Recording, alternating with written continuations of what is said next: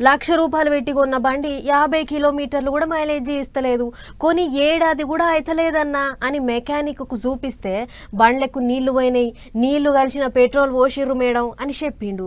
వెనకటి సంధి పాలల్ల నీళ్లు కలిచుడు చూస్తున్నాం కానీ గీ నడుమ పెట్రోల్ల నీళ్లు కలిసినాయి అనే ముచ్చట్లు ఎక్కువ వినిపిస్తున్నాయి. నెరీగి వానాకాలంలో ఈగింత ఎక్కువనే అవుతుంది కల్తీ, ఊత పుణ్యానికి బళ్ళు ఖరాబ్ అవుతున్నాయి. అన్న 100 కొట్టు 200 కొట్టు అనగానే మిషన్ల నెంబర్లు ఎత్తుడు, పైపు ట్యాంకులేసి ఎక్కుడు. అందులో పెట్రోలే పడుతున్నదో నీళ్ళే పడుతున్నాయో మనకెట్ట సమజ్ అవుతుంది? ఆగో పెట్రోల్ బంకుకు పోతే నీళ్ళు ఏంటికి పోతారు అనుకుంటారా? ఓ గట్ల అనుకుంటే మనం బురద నీళ్ళల్లో కాలేసినట్టే. గిదేం కాలం? వానకాలం. పెట్రోల్ ట్యాంకీలు ఉండేది భూమిలో. నెరి పట్నంలో చినుకు పడ్డదంటే ఎక్కడ పడితే అక్కడ గంధమై పారుతుంటది వరద. గా భూమిలో ఉన్న పెట్రోల్ ట్యాంకులకు చిన్న తూటుబడి ఉన్న నీళ్లు సర్రున లోపలికి కురుకుతాయి. గిట్లయ్యే పట్నంలో చాలా జాగాల్లో నీళ్ల పెట్రోల్ కేసులు ఎక్కువైతున్నాయట.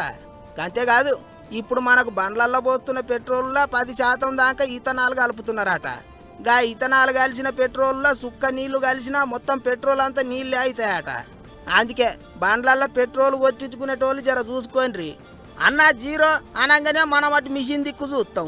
ఇటు ట్యాంకులు ఏం పడుతున్నదో ఏం కథనో ఆ భగవంతునికే తెలవాలి. నీళ్ల పెట్రోల్ ఈట ఇంజిన్లకు పోయిందంటే ఇక ₹1,00,000 బండ్లు చెట్టుకు పోవాల్సిందే. లెక్కకైతే పెట్రోల్ ట్యాంకులు ఎట్టెట్టున్న ఈ పెట్రోల్ బంకులలో ఏమేమి నడుస్తుంది అనే దాని మీద ఆఫీసర్లు ఎప్పటికప్పుడు చెకింగ్లు చేయాలి.